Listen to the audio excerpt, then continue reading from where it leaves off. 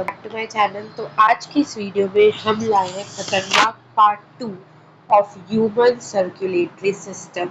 हमारा जो next video होने वाला है वो शायद ही आएगा, जो कि होगा अपना excretory products and there elimination, जिसको मैं ऐसा पढ़ाऊंगी ना आपको कि वो पॉइंट या वो चैप्टर जो है वो आपको कभी भी नहीं भूलेगा, ठीक है, because it is a very interesting and very simple chapter, so do not panic in those chapters. Okay, we will do it very carefully. Okay, चलो खैर उसकी बात तो हम कर लेते हैं बाद में, लेकिन आज की इस वीडियो में हम पढ़ने वाले हैं ह्यूमन सर्कुलेटरी सिस्टम को। ठीक है, ह्यूमन सर्कुलेटरी सिस्टम जिसको हम ब्लड वास्कुलर सिस्टम के नाम से भी जानते हैं। किस सिस्टम के नाम से जानते हैं? ब्लड वास्कुलर सिस्टम के नाम से भी जानते हैं। हमारा जो ब्लड वास्कुलर सिस्टम होता है ह्यूमंस के अंदर, ये कंसिस्ट करता है एक मस्कुलर हार्ट, एक network of closed branching blood vessels and भाई अपना ब्लड। इन तीनों चीजों से मिलाकर बनता है हमारा ब्लड वास्कुलर सिस्टम।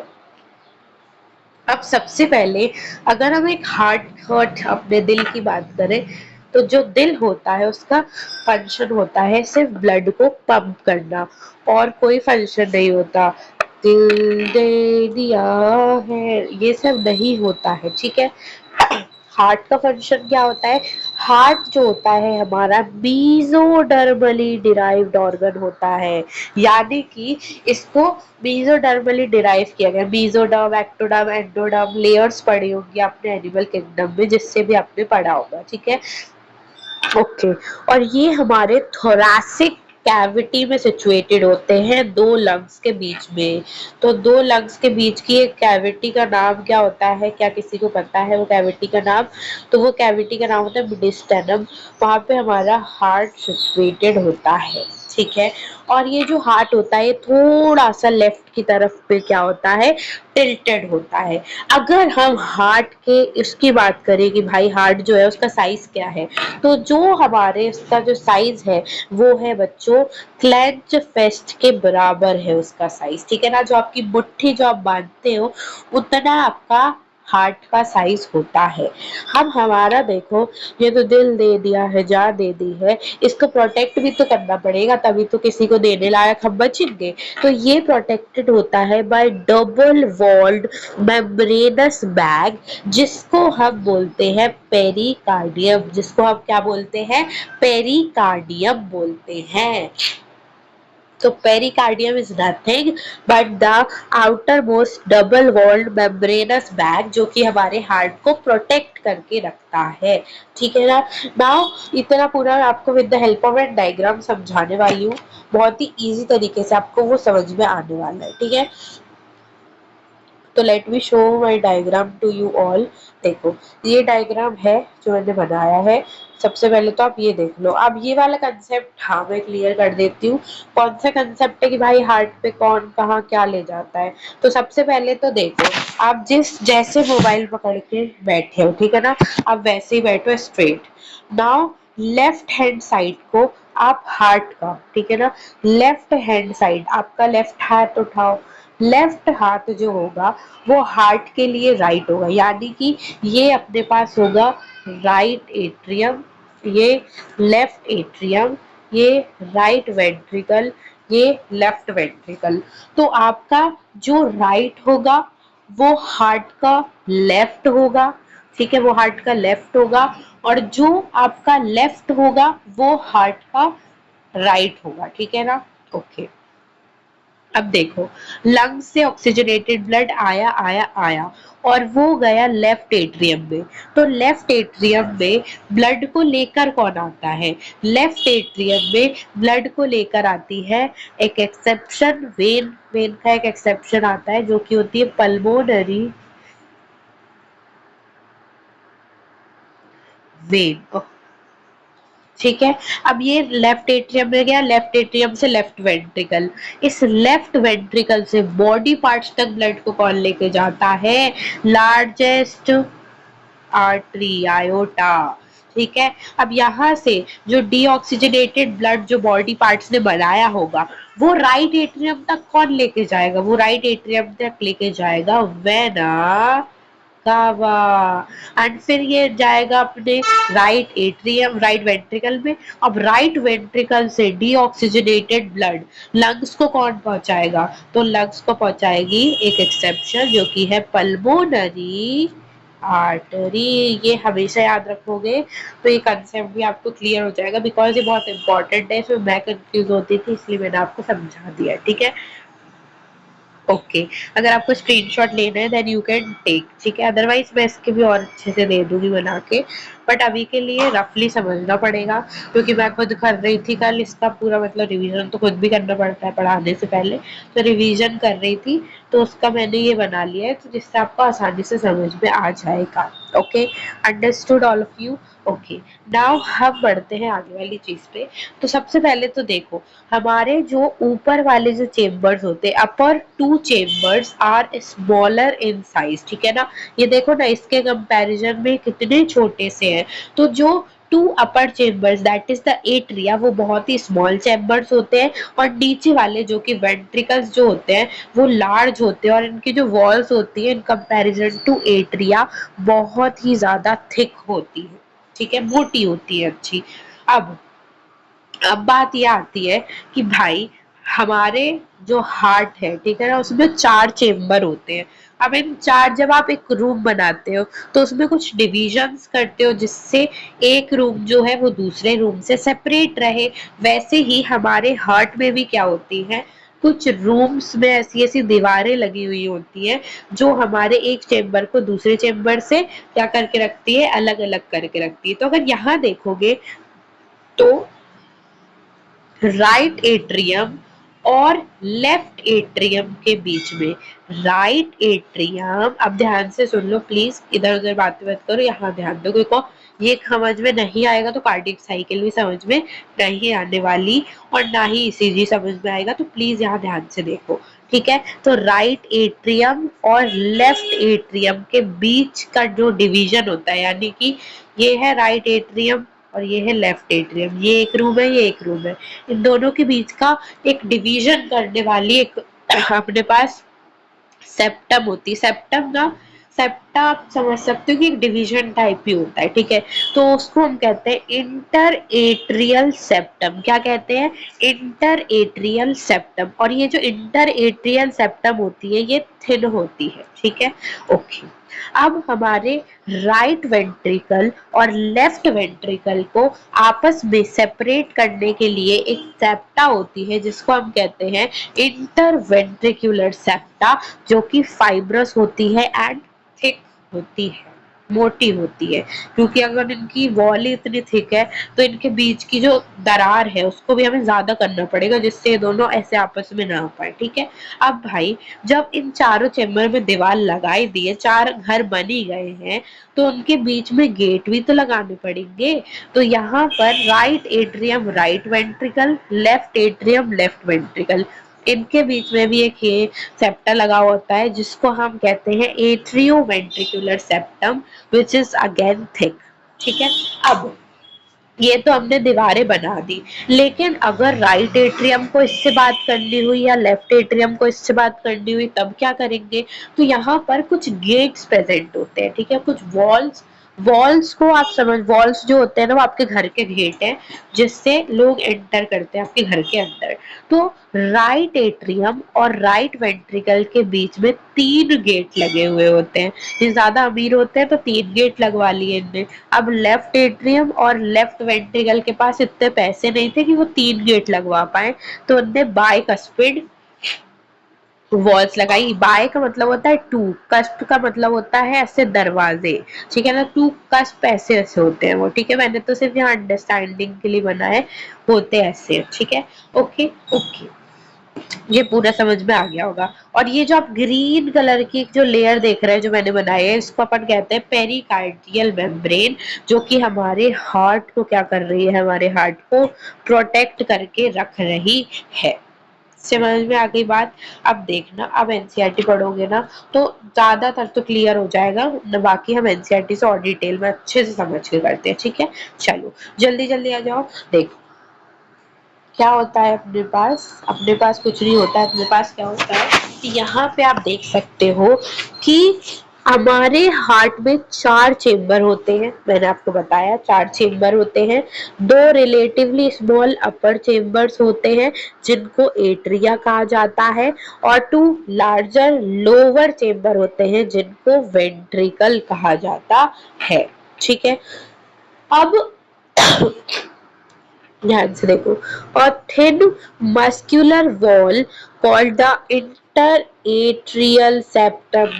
2 एट्रिया के बीच वाली जो सेप्टम बना के दिखाई थी मैंने आपको यहाँ पर, वो है इंटर एट्रियल सेप्टम। तो इंटर एट्रियल सेप्टम कैसी है? मस्क्यूलर है और थिन है। कैसी है? मस्क्यूलर है और थिन है, ठीक है ना? ये क्या करती है? ये राइट और लेफ्ट एट्रिया को आपस में सेपरेट करने का काम करती है, ठीक है? Whereas a thick walled interventricular septum, a thick walled यानी कि मोटी अच्छी फाइब्रोस जो है इंटर वेंट्रिकुलर सेप्टम, ये लेफ्ट एंड राइट वेंट्रिकल्स को सेपरेट करने में हेल्प करती है, ठीक है? The atrium and ventricle of the same side are also separated by a thick fibrous tissue called the atrioventricular septum। तो याद रखना कैसी है? फाइब्रस है। एट्रियोवेंट्रिकुलर सेप्टम, एट्रियो से एट्रिया, वेंट्रिकल से वेंट्रिकुलर से वेंट्रिकल। तो इन दोनों को आपस में सेपरेट करने के लिए जो सेप्टा होती है उसको कहते हैं एट्रियो वेंट्रिकुलर सेप्टा, ठीक है? However each of the septa are provided with an opening through which, through which two chambers of the same side are connected। अब क्या होता है, मैंने बोला था ना कि हमने खिड़की मतलब दीवार तो बना दी, लेकिन अगर इस वाले इंसान को इससे मिलना हुआ तो हमने गेट भी तो बनाए थे। और हमने देखा था कि जो राइट एट्रियम और राइट वेंट्रिकल वाले जो लोग हैं वो बहुत अमीर थे, तो उनने 3 गेट बनवाए थे और लेफ्ट वालों ने सिर्फ 2 गेट बनवाए थे। तो the opening between the right atrium and the right ventricle is guarded by the wall. Wall को क्या मानना है? आपके घर का दरवाजा। तो 3 मस्क्यूलर फ्लैप या कस्प प्रेजेंट होते हैं जिसको हम कहते हैं tricuspid valves, whereas bicuspid या फिर बिट्रल वॉल्स जो होती है ये गार्ड करती है opening between the left atrium and the left ventricle, ठीक है? यही हमने आपको बताया था, ओके? ठीक है, यहाँ पर रफली बना देती हूँ। अगर आपको नहीं समझ में आ रहा है, थोड़ा कंफ्यूजन होता है, बस खुद से बनाओगे डायग्राम तो आ जाएगा, ठीक है? जैसे यहाँ पे देखो अपन बनाती हूँ, ठीक है? यहाँ पे ये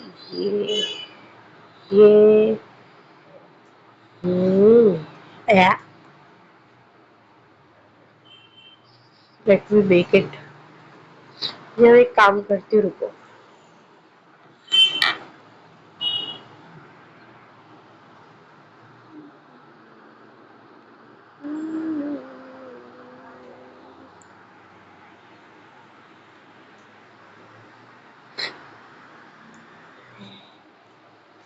कोई बात नहीं, चलो अपनी बात पे रुको।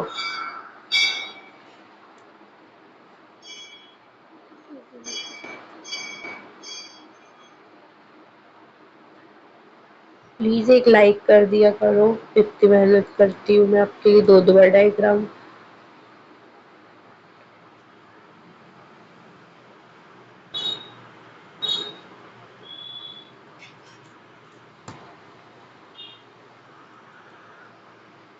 तो देखो राइट एट्रियम को आपस में अब बोलते जाना, ठीक है? और खुद बनाओ, इधर साइड में जगह होती है। पेंसिल से बनाना, पेंसिल से ही ये सब जो मैं कर रही हूँ ना यहाँ पे इतना बड़ा, ये पेंसिल से ही होगा आपकी बुक में। क्योंकि पेंसिल से नहीं करोगे तो अगर जैसे आप नीट के लिए प्रिपेयर कर रहे हो, ठीक है, कॉम्पिटेटिव एग्जाम के लिए प्रिपेयर कर रहे हो, नीट के लिए करोगे, तो तब आपको ये खुचड़ा पुचड़ा देख के पढ़ने का मन नहीं करेगा। मेरे साथ हो रहा है वो अभी, इसलिए मैं आपको बता रही हूँ, ठीक है? तो प्लीज पेंसिल से अंडरलाइन करना अच्छे से, ठीक है, थोड़ा बहुत इम्पोर्टेंट हाईलाइट कर लेना बस, ठीक है। ओके, मेरी तो यही वो है कि आप ऐसे ही करो, क्योंकि बहुत मेरी बुक देखोगे ना आप तो खुद बोलोगे कितना घटिया किया है, मतलब बहुत गंदी कर दी है बुक, ठीक है। बट ओके, देखो यहाँ कैसे कर रही हूँ ना, इससे बदतर मैं बुक में कर चुकी हूँ, अभी बताऊंगी आपको। खैर अभी देखो आप, ठीक है। तो राइट एट्रियम और लेफ्ट एट्रियम के बीच में एक दीवार, एट्रिया और वेंट्रिकल के बीच में एक दीवार, राइट वेंट्रिकल और लेफ्ट वेंट्रिकल के बीच की एक दीवार, तो दीवार ही दीवार।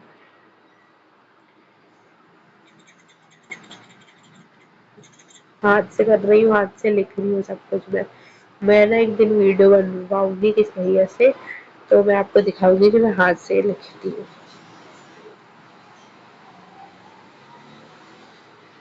और रियल बात है कि मैं हाथ से लिखती हूँ, मेरे पास कोई स्टाइलिश वगैरह नहीं है, मुझे आदत पड़ गई, 1 साल हो चुका है मुझे ऐसे मोबाइल पे लिख के, तो मेरी आदत हो गई है पूरी अच्छे से, ठीक है ना। ओके, मैं आपको अपने हैंड रिटन नोट्स भी दिखाऊंगी, breathing and exchange of gases के, जो खुद से अपनी एक उंगली से लिखे हैं मैंने, ठीक है। ओके, यहाँ पे क्या वॉल्स प्रेजेंट होती है ना, यहाँ पे 3 दरवाजे बना देते हैं, ठीक है, ऐसा समझना है। ओके, एक बार देखो, ये मैं ऐसे कैसे समझाऊंगी आपको ना, खुद से आप जब डायग्राम बनाओगे, ठीक है ना, या मेरे डायग्राम का स्क्रीनशॉट लो, या तो उसको रोको, वीडियो को पॉज करके एक वाइट शीट लो, ठीक है ना। अगर बहुत ज्यादा इससे कंफ्यूजन है ये वाली चीजों में, तो एक बड़ा पेज लो और उस पर बड़ी सी ड्राइंग करो और ये पूरा ड्रॉ कर लो, पूरा कंसेप्ट क्लियर हो जाएगा। अब आप ये बोलो कि अच्छे से नहीं समझाया, तो ये बहुत ही गलत बात है, क्योंकि ये ऐसा टॉपिक है जो आप जब तक खुद से नहीं उसको रीड कर लेते हो एक बार एनसीईआरटी से, और एक डायग्राम नहीं बना लेते हो, जब तक आपको नहीं समझ में आएगा कि कौन सी चीज कहाँ पर प्रेजेंट है, ठीक है। तो जिसने अभी वो जो मैंने मेरा वाला लिखा हुआ दिखाया था, अगर वो समझ लिया है जिसने और वो नोट कर लिया, उसको पक्का ही 100% मैं श्योर हूँ कि उसको ये चीज तो पक्का आ गई होगी, ठीक है। Okay, the opening of right, ये मैंने नहीं लिखा था उसमें, मेरे नोट्स में ये चीज इंक्लूड नहीं थी जो अभी मैं लिखने वाली हूँ, ठीक है। The opening of right and left ventricles into the pulmonary artery and aorta respectively are provided by the cellular walls. This is a very interesting thing जो आपको बताती हूँ, देखना, ठीक है। ये है पल्मोनरी आर्टरी और ये है आयोटा, ठीक है। तो राइट वेंट्रिकल को जो है पल्मोनरी आर्टरी से भी सेपरेट करने के लिए, मतलब अगर राइट वेंट्रिकल में ब्लड आया है तो वो पल्मोनरी आर्टरी में ना चला जाए जब तक वेंट्रिकल का काम ना हो जाए, तो यहाँ पर भी कुछ वॉल्स प्रेजेंट होती है जिसका अपन कहते हैं सेमिल्यूनार वॉल्स, यहाँ पर भी सेमिल्यूनार वॉल्स प्रेजेंट होती है। तो between the pulmonary artery and aorta respectively of right and left ventricle semilunar valves present होती है। अब ये जब से वॉल्स वॉल्स वॉल्स कर रहे हैं, तो ये वॉल्स होती क्या है, हमें ये समझना है वॉल्स क्या होती है। देखो, जो वॉल्स होती है, ठीक है ना, जो अपने पास, अरे ये तो बहुत ऊंचा हो गया, ठीक है, जो वॉल्स होती है in the heart allows the flow of blood allows the flow of blood in one direction, यानी कि यूनी डायरेक्शनल ब्लड का फ्लो करवाने का काम वॉल्स का होता है, ठीक है। from the atria to the ventricle and from the ventricle to the pulmonary artery and aorta, ठीक है। these walls, ये बैकवर्ड फ्लो जो होता है, बैकवर्ड फ्लो जो होता है ब्लड का, कि ब्लड जो है मान लीजिए हमारा राइट एट्रियम से left ventricle, sorry right atrium से राइट वेंट्रिकल की तरफ जा रहा था, ठीक है ना। तो यहाँ पर वॉल्स प्रेजेंट होती है जिससे अगर राइट एट्रियम से जो ब्लड राइट वेंट्रिकल में गया वो वापस राइट एट्रियम में ना चला जाए, तो वॉल्स उसको भी प्रिवेंट करती है, ठीक है। The entire heart is made up of cardiac muscles, ठीक है ना। मैंने आपको बता दिया था कि जो वॉल्स होती हैं वेंट्रिकल की वो थिकर होती है देन द एट्रिया, एट्रिया से जो वेंट्रिकल्स की वॉल्स होती है बहुत ज्यादा मोटी होती है, अच्छी हट्टी काटी होती है। अब देखो, आपको ये पता होना चाहिए कि जो इंसान होते हैं, ठीक है ना। जब उनकी डेथ हो जाती है या एक इंसान से जब हम हार्ट उसका बाहर निकाल लेते हैं, तो जो हार्ट होता है वो तब भी धड़कता है। पता है क्यों? क्योंकि हमारे हार्ट के पास नोडल टिश्यूज प्रेजेंट रहते हैं, एक special cardiac musculature that is nodal tissue present रहते हैं, जो कि ऑटो एक्साइटेबल होते हैं, यानी कि इनको किसी इम्पल्स की जरूरत नहीं है कि भाई तू धड़क, ठीक है ना। इनको कोई इम्पल्स की जरूरत नहीं है, ये खुद ही क्या करते हैं, खुद ही ऑक्सीजन लेते हैं एंड ब्लड को जो है पंप करना चालू कर देते हैं। तो जो नोडल टिश्यूज होते हैं, मैं आपको वो लाइन में दिखा देती हूँ। नोडल टिश्यूज जो होते हैं ये ऑटो एक्साइटेबल होते हैं, इनके पास खुद की एबिलिटी होती है कि एक्शन पोटेंशियल जनरेट करें एंड जो ब्लड है उसको पंप करें, इनको कोई सिग्नल की जरूरत नहीं होती है। तो हार्ट के पास भी खुद का नोडल टिश्यू का एक अरेंजमेंट होता है, जिससे वो खुद के सारे फंक्शन जो है वो परफॉर्म कर लेता है। इसी वजह से जब आप एक इंसान के दिल को निकाल देते हैं बाहर, तब भी वो फड़फड़ाता रहता है, क्योंकि ये जो नोडल टिश्यूज है ये उसके ऊपर कार्डियक मसल्स प्रेजेंट होते हैं, उसके ऊपर एक तरीके से कार्डियक मसल नोडल टिश्यूज वहाँ प्रेजेंट होते हैं, जो कि धड़क धड़क धड़क करते हैं, क्योंकि ऑक्सीजन बाहर प्रेजेंट है, ऑक्सीजन लेंगे धड़कता रहेगा हार्ट उनका। ठीक है, आप समझ में आ रहा है ना? ठीक है। इसलिए जब इसमें जाते हैं ना, क्या बोलते हैं, पोस्टमार्टम में, तब ये सारी चीजें निकाल ली जाती है। ठीक है ना। अगर उनका अच्छा, अगर प्योर होता है, मतलब कोई बीमारी वगैरह नहीं होती, अच्छा होता है, तो किसी और की हेल्प करने के लिए आईज हो गई अपने पास, या हैंड्स हो गए, लेग हो गया, कोई भी पार्ट जो है वो निकाल लिया जाता है, जस्ट पूछ के निकालते हो और ऐसे नहीं। ठीक है। A patch of this tissue is present in the right upper corner of the right atrium. ठीक है ना। अब क्या होता है, ये जो नोडल टिश्यूज होते हैं ये चार होते हैं, चार तरीके के नोडल टिश्यूज अपनी उसमें पाए जाते हैं, चार नोडल टिश्यूज। अब मैं आपको नोडल टिश्यूज कहाँ बताऊंगी, यहाँ बता देते हैं। नोडल टिश्यूज, अभी मैं ऐसे नहीं लिख रही हूँ, मैं स्टैंड पे रखा है मोबाइल। नोडल टिश्यूज अपने पास चार होते हैं, सैन, AVN, BOH, PF। ठीक है, इसका फुल फॉर्म आप अपनी कॉपी में लिखेंगे। Sino atrial node, atrio ventricular node, bundle of His, Purkinje fibre, ये सब मिलके हमारे इन्वॉल्व होते हैं कॉन्ट्रैक्शन, रिलैक्सेशन, कार्डियक एक्टिविटीज को परफॉर्म करवाने के लिए। ठीक है ना। तो नोडल टिश्यूज जो होते हैं वो डिस्ट्रीब्यूटेड होते हैं ऑल ओवर हार्ट। ठीक है ना। एक पैच ऑफ टिश्यू प्रेजेंट होता है right upper corner of right atrium में, जिसको हम कहते हैं साइनो एट्रियल नोड। अब इसका डायग्राम तो बनाना बहुत ही आवश्यक है, नहीं तो आपकी ये नहीं समझ में आएगी। देखो देखो देखो देखो देखो, जल्दी देखो, टाइम पास नहीं करना है, लास्ट वीडियो बनाना है पर। ये टाइम पास क्यों करने लग जाते हो, बीच में भूत भूत आते हैं क्या अंदर से? नहीं, आज हम करेंगे टाइम पास। ये गाइस, ये ठीक है। Right atrium, left atrium, right ventricle. अब मुंह खोलो। ठीक है। पेन को नीचे रखे जाए। अब पेन कॉपी जो है बंद हो जाए अभी के लिए, और पूरा ध्यान यहाँ दोगे। जब मैं बोलूंगी रिपीट आफ्टर मी, तो आपको रिपीट करना है। प्लीज एक बार फॉलो करके देखो, मैं बोलती जाऊंगी, आप में मैं फिर थोड़ा सा टाइम दूंगी, तो फिर आप बोलना तेज तेज। ठीक है ना। एक रफ कॉपी लेना, और जो अभी मैं ये समझा रही हूँ, ठीक है ना, उसको आप खुद से बनाना, खुद से ये अपने मुंह से एक्सप्लेन करना, फिर इस वीडियो को वापस ऑन करना प्लीज। ठीक है। Okay okay. अब देखो, right atrium, left atrium, right ventricle, left ventricle, बोलो अब। बोल लिया, वेरी गुड। अब देखो, राइट एट्रियम के, राइट एट्रियम के,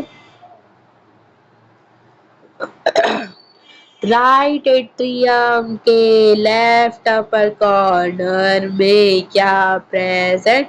SA and SAN, ठीक है, SAN।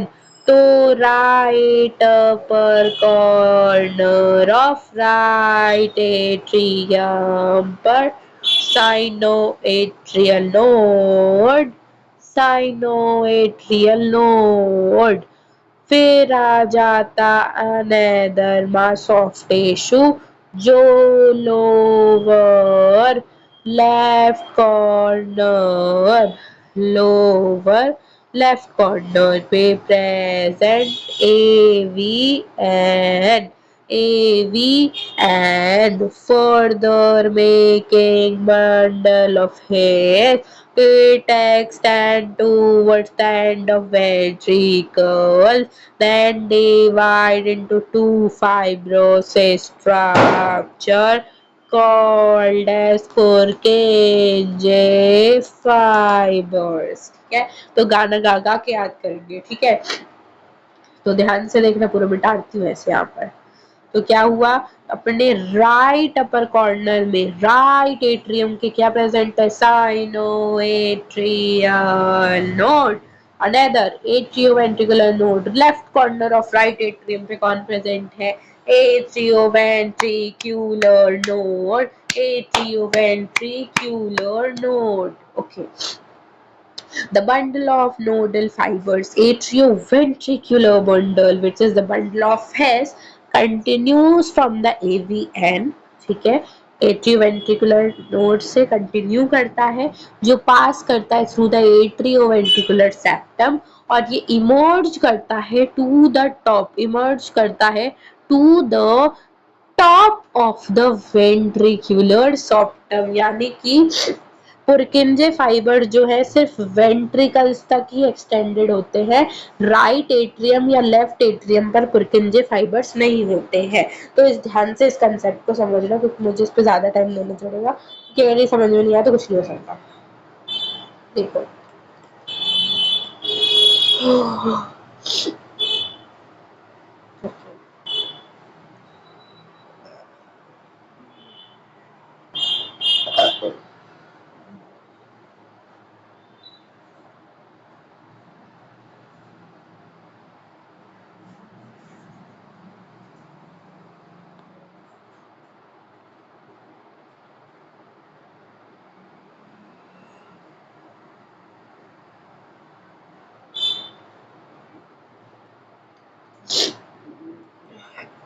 तो सबसे पहले राइट एट्रियम के अपर राइट, देखो ऊपर और राइट, आपका लेफ्ट राइट होता है ना हार्ट का, तो ऊपर और राइट, यानी कि यहाँ पर अपना कहीं पर प्रेजेंट होता है सैम।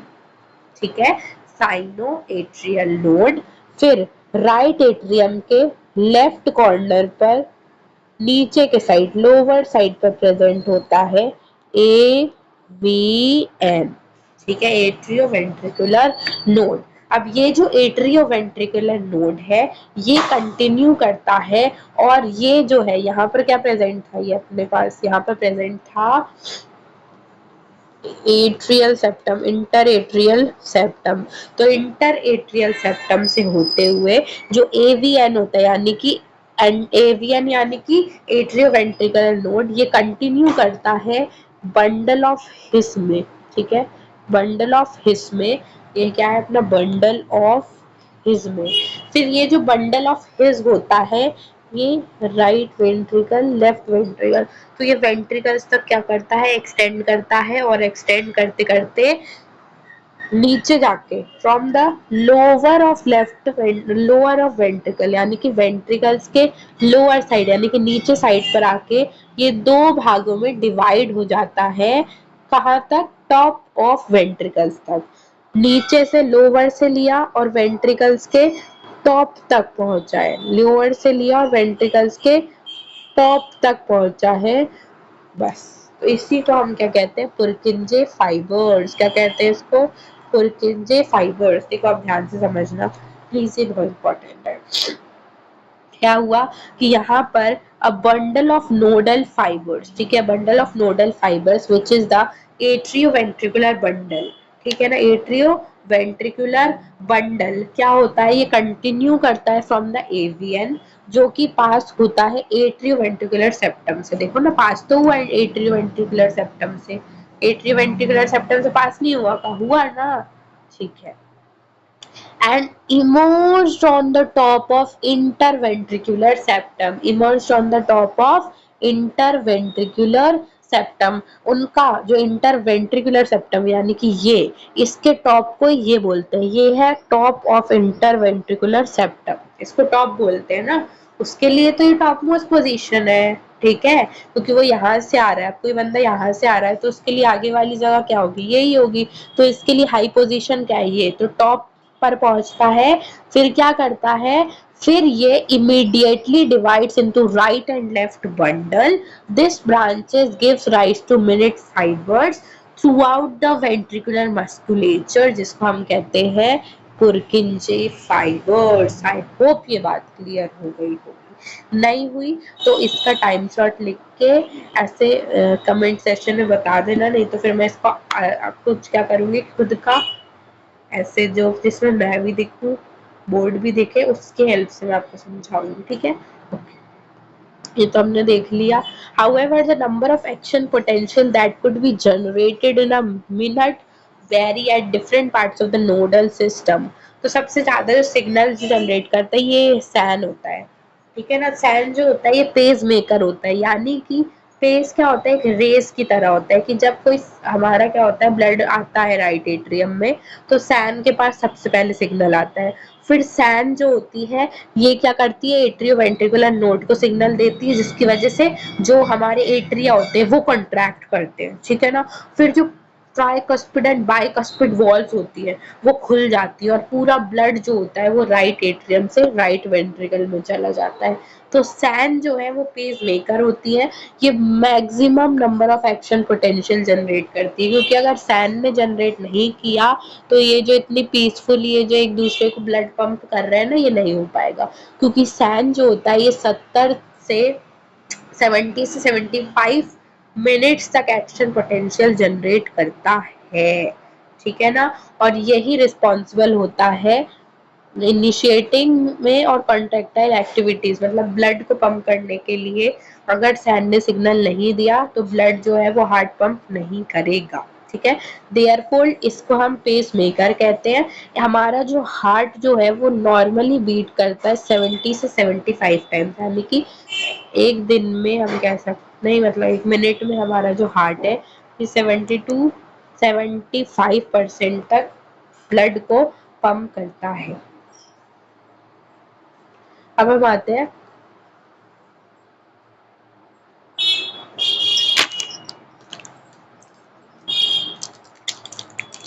अब हम आएंगे कार्डियक साइकिल पे, तो इसको समझना, ये समझ में आ गया होगा, ठीक है। अब देखो, अब हम समझते हैं कार्डियक साइकिल को। देखो कार्डियक साइकिल जो होती है उसको समझते पहले, कार्डियक साइकिल क्या होती है उसको यहाँ पे लिखा है, एक मिनट रुको रुको रुको रुको।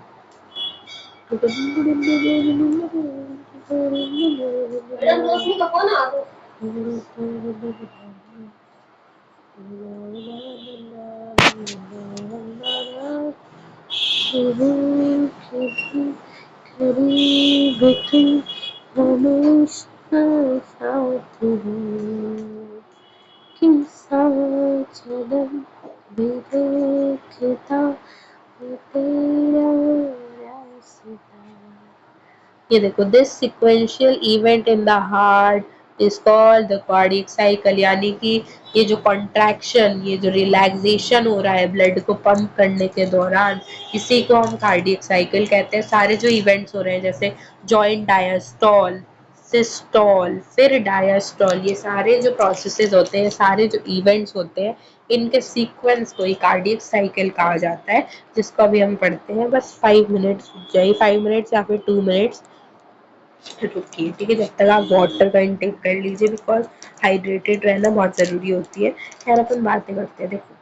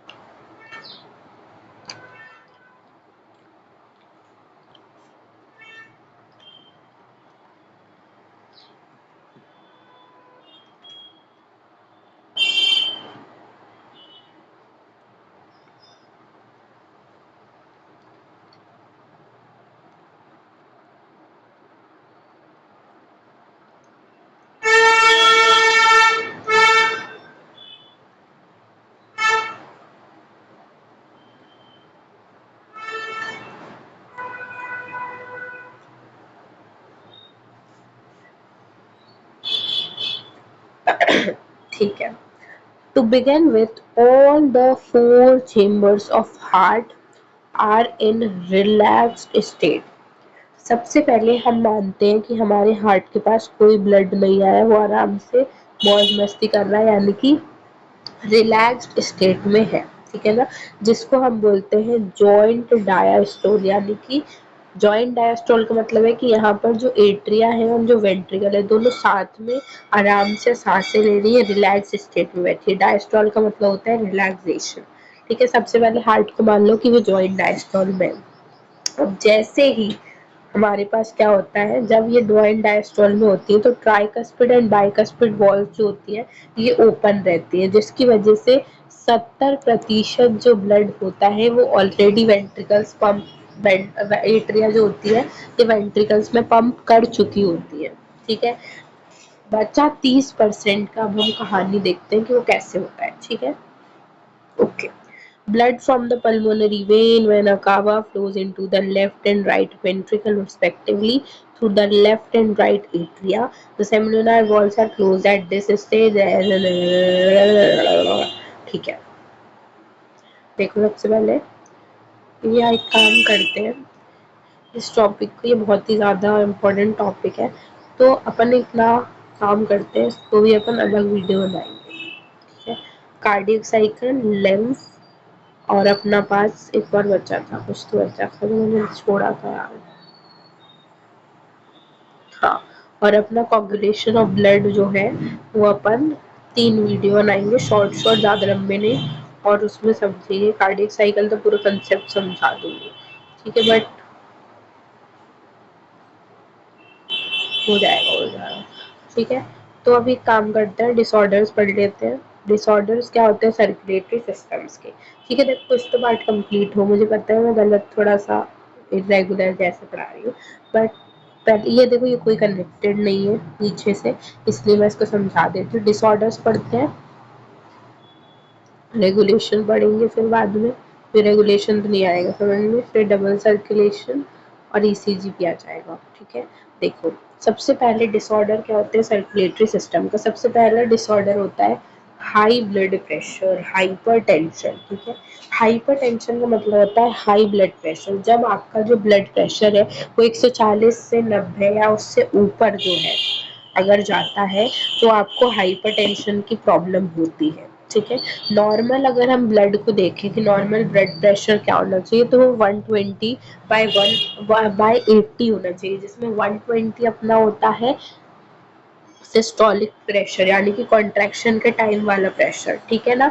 और पंपिंग प्रेशर होता है, एंड 80 mmHg जो होता है वो डायस्टोलिक प्रेशर होता है या रेस्टिंग या रिलैक्सेशन वाला, जब के टाइम पर 80 होता है। तो जब कोई इंसान का 120 या 80 तक का ब्लड प्रेशर होता है तो उसको कोई हाइपरटेंशन वगैरह कोई भी बीमारी नहीं होती है। बीमारी तो नहीं कह सकते, क्या कोई भी कुछ नहीं होता है, लेकिन अगर ये जो ब्लड प्रेशर है ये 140 से नीचे थोड़ा सा, या 140 से थोड़ा ज़्यादा, या 90 से थोड़ा ज़्यादा हो रहा है, या 90 ही हो रहा है, तब वो इंसान जो है वो हाइपरटेंशन से सफ़र करता है, ठीक है। हाइपरटेंशन से क्या होता है कि यहाँ पे ब्लड का जो प्रेशर है वो ज़्यादा होने लगता है, ठीक है ना। हाई ब्लड प्रेशर से क्या होता है कि हार्ट डिसीजेस भी हो सकते हैं, जैसे कि हार्ट अटैक भी आपको आ सकता है अगर जो है इनसफिशिएंट आपको ऑक्सीजन मिला, क्योंकि इतना ज़्यादा ब्लड प्रेशर हो जाएगा तो बहुत ही कम जो है ब्लड जो है वो फ्लो करेगा आर्टरी या वेन से, तो क्या होगा धीरे धीरे करके ब्लॉकेज हो जाएगा आपके रास्ते में, ठीक है ना। फैट्स वगैरह जो भी आपकी हार्ट से जो भी जाती है वेन्स, वहाँ पर क्या हो जाएगा, थोड़ा सा एक्यूमुलेशन हो जाएगा या थोड़ी नैरोअर होने लगेंगी, जिसकी वजह से हार्ट अटैक भी आपको आ सकता है, या नहीं तो आपके जो वाइटल ऑर्गन्स जैसे कि ब्रेन और किडनी, वहाँ पर भी इफेक्ट हो सकता है, क्योंकि ब्रेन पर भी जो है हाफ पूरा, मतलब किडनी पर तो 1/5 ब्लड जाता है पूरा, अगर ब्लड ही नहीं जाएगा तो किडनी जो है हमारी यूरिनेशन भी नहीं कर पाएगी, और ब्रेन तो फिर हमारा चले ही जाएगा, ठीक है। तो ब्रेन ट्यूमर वगैरह कुछ भी हो सकता है, ठीक है। फिर आती है कोरोनरी आर्टरी डिसीजेज, जिसको हम आर्थीरोस्क्लेराइसिस भी कहते हैं। ये एक कोरोनरी आर्टरी डिसीज होती है जिसमें हमारे पास क्या होती है, कोरोनरी आर्टरी होती है, ठीक है ना, जो कि क्या करती है, ब्लड को सप्लाई करती है हार्ट में। हार्ट को भी जो है सप्लाई करने के लिए उसकी खुद की ब्लड वेसल्स होती है, तो जो हार्ट को ब्लड देती है, जैसे कोरोनरी आर्टरी, इस ब्लड में अगर इस वाली आर्टरी में जब क्या होने लगता है, ज़्यादा कैल्शियम या ज़्यादा फैट, कोलेस्ट्रॉल जो होता है, वो अगर इस आर्टरी में से इसे जमा होने लगता है, तो आप देखो ना इसका ल्यूमन जो है वो नैरो हो जाएगा धीरे धीरे करके, which make the lumen of artery narrower. तो इस वाले केस को हम कहते हैं कोरोनरी आर्टरी डिसीज, क्योंकि ये जो है ये हार्ट पर ब्लड को ले जाने में दिक्कत देगी ना, नैरो हो जाएगा तो कम ब्लड पास होगा हार्ट की तरफ, ठीक है। अब इसी से रिलेटेड एक और बीमारी होती है, उसको हम कहते हैं, डिसऑर्डर होता है एंजाइना, जिसको हम कहते हैं एंजाइना पेक्टोरस। एंजाइना पेक्टोरस होता है acute chest pain. Chest pain acute कब होता है आपको, जब इनफ ऑक्सीजन आपकी बॉडी में रीच नहीं कर रहा हो, या हार्ट मसल्स में जब इनफ ऑक्सीजन नहीं मिलेगा, तो हार्ट मसल्स जो होंगे वो फिर कॉन्ट्रैक्शन रिलैक्सेशन नहीं करेंगे, यानी कि वो ब्लड को पंप ही नहीं करेंगे। क्यों नहीं कर रहे, क्योंकि जो कोरोनरी आर्टरी जो उनको ब्लड देने वाली थी, ठीक है ना, जो हार्ट को खुद को ब्लड देने वाली थी, वो अब नैरो हो चुकी, क्योंकि फैट और कोलेस्ट्रॉल जो हो गए उसमें जमा हो गए, तो कम अमाउंट ऑफ ऑक्सीजन जो है वो जाता है, जिसकी वजह से एक्यूट चेस्ट पेन होता है। और ये जो होती है ये मैन या वुमेन में ही होती है, मेनली मिडिल एज्ड में होती है या एल्डरली में होती है, कॉमनली तो हम ये देखते हैं, ठीक है। ये ब्लड फ्लो को अफेक्ट करती है, ठीक है ना। हार्ट फेलियर क्या होता है, हार्ट फेलियर देखो 3 शब्द पढ़ने हैं हमको, हार्ट फेलियर, हार्ट अटैक और कार्डियक अरेस्ट, ठीक है। सबसे पहले तो हम समझ लेते, देखो ना तीनों वर्ड्स से हाईलाइट कर देती हूँ। एक तो हो गया हार्ट फेलियर, एक हो गया अपने पास कार्डियक अरेस्ट और एक हो गया हार्ट अटैक। ये 3 शब्द में लोगों को बहुत कंफ्यूजन होता है, पता नहीं क्यों, बट इट इज बहुत ही सिंपल है ये। देखो ध्यान से देखो, ओके।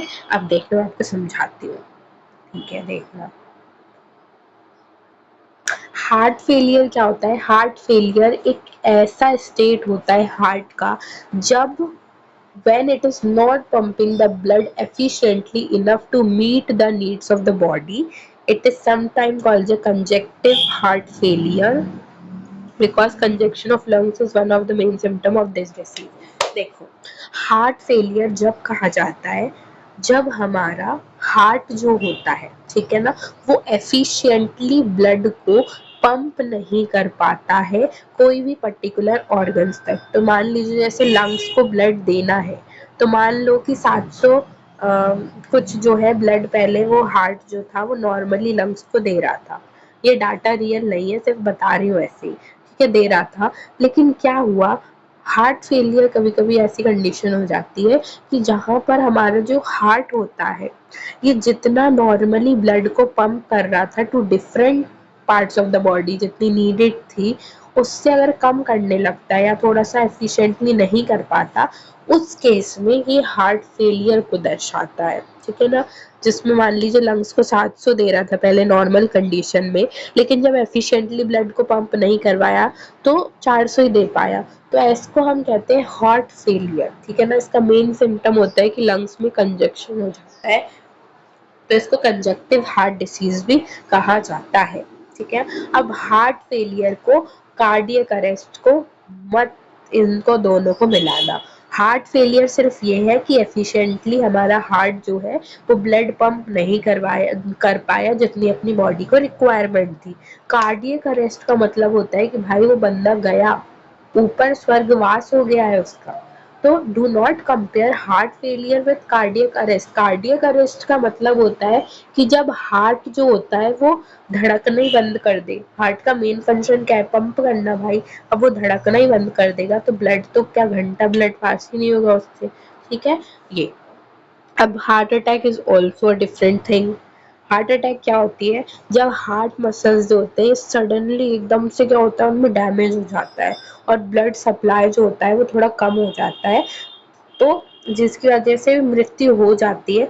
लेकिन ये नहीं है कि एक बार में खत्म, उसमें क्या होता है कि सडनली अचानक से डैमेज होने लगती है, जिसकी वजह से कम ब्लड सप्लाई होता है तो ऑक्सीजन कम मिलता है, तो इसलिए आपने देखा होगा जिनको हार्ट अटैक आता है वो अपने ऐसे चेस्ट पे या जो अपना हार्ट है वहाँ पर ऐसे हाथ रख लेते हैं और वो कुछ बोल नहीं पाते और उस समय उनकी जो सांस है वो भी फूलने लगती है, क्योंकि ब्लड सप्लाई इतना ज़्यादा नहीं हो पाता। कभी कभी बचा भी लेते हैं, बचाया भी जा सकता है, ठीक है, दवाई से बचा लेते हैं वैसे तो।